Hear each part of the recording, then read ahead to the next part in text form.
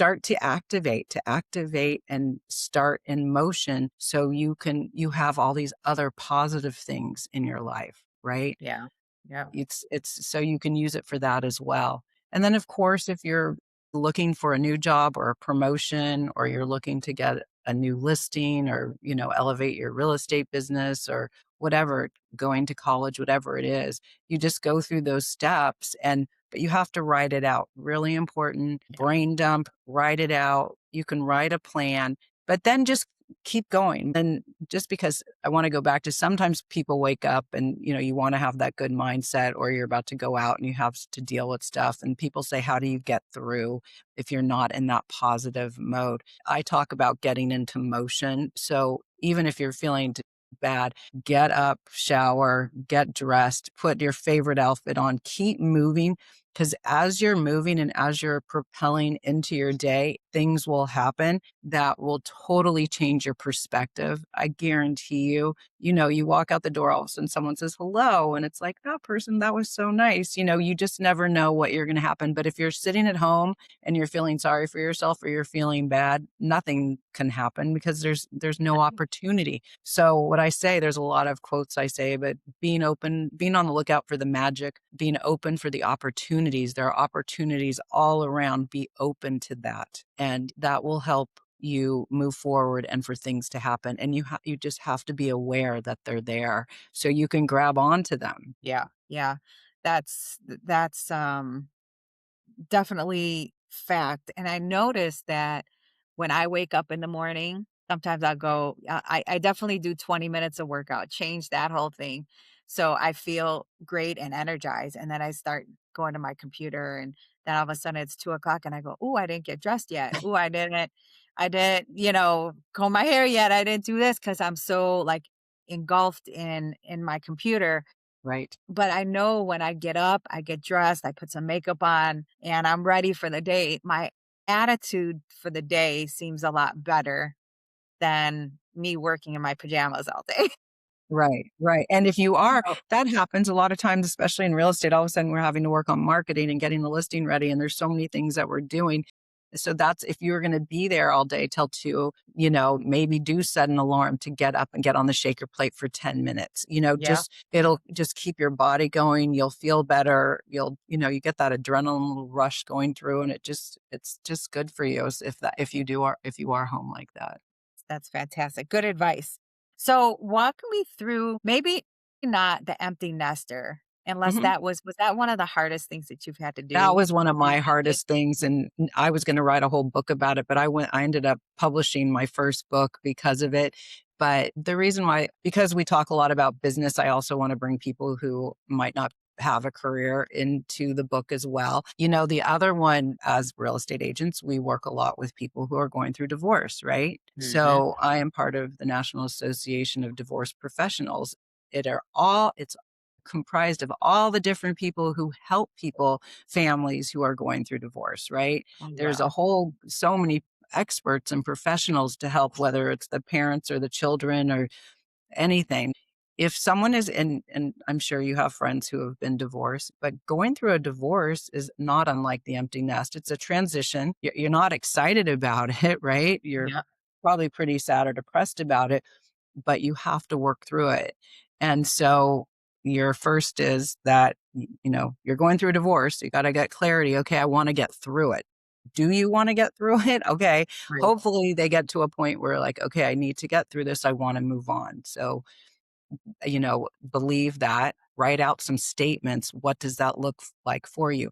I want to go through this divorce. I want it to be civil. I want to be able to, be what would be the word? I want to be able to get through this with kindness and not being confrontational. Obviously, things are going to come up, but put your wish list. How do you want it to be? How do you want your kids to feel? Sure. How do you want to reflect? So really find clarity about around that, then, and write it out, and then start journaling. Start, what is your new life going to look like? Yes, you've lost this life, and that's super sad. It's like with the empty nest, my family started dwindling in the household because they went on. So what do you want it to look like now that you're going through divorce? Not what you lost, right? Right. Focus on what you really want your new life. to what does that look like for you? So that's the internalization part. And then you want to oftentimes we have friends talking about all the negative and all the bad things about their divorce, but you're going through the divorce, try to share all the good things that you want to come out of it. It's happened, it's happening. So try to start focusing on the positive. I know easier said than done. I haven't been divorced, but try to focus on what you want to happen and Yeah. share that with your friends. I'm sure they'd be happy to listen to you share about how you want your new life to be. Yeah. And then you need to align yourself with, therapist. Maybe you want to get fit and start working out. Maybe you want to work with a mindset coach. You want to, start joining a book club or taking a new class or course in something. Start to activate and start in motion so you have all these other positive things in your life, right? Yeah. Yeah. It's so you can use it for that as well. And then, of course, if you're looking for a new job or a promotion, or you're looking to get a new listing or, elevate your real estate business or whatever, going to college, whatever it is, you just go through those steps but you have to write it out. Really important. Yeah. Brain dump, write it out. You can write a plan, but then just keep going, and then I guarantee you it will happen too. This happens to me all the time. I have a podcast. I swear I started thinking about it and talking about it. All of a sudden, think peop things, emails, Instagram, people were coming my way, and it happened, and it wasn't like it was so much work. I was taking in the information, I was having conversations, and through all of that motion and information, it materialized in the best way it could for me, where I don't have to do any tech. They do it all. I have a producer, but so I'm not saying you have to have the answer. You just need to start brain dumping, journaling, writing, and just living your life as you're doing that and sharing it, because you never know who you're gonna share it with, who's gonna say, "Oh, Debbie, I have the perfect person for you to speak to," right? Yeah. If you Yeah. keep it inside, no one knows what you need. Right, right. So definitely, I always tell my 11-year-old, I'm like, you have to use your mouth. You have to tell people what what you're having issues with, or what you want, or what you want to achieve. I said, because if not, no one's gonna know. So just the other day, I posted something in Facebook. I follow a flight school, and I was like, hey, my son is like an av geek, and would somebody in your school meet with him? And that he was welcomed with open arms. That's So so again, great. if his goal is to be that pilot and to transition and be one of the youngest pilots, to fly one of the big aircrafts, he talks about that all the time. So how do you activate that?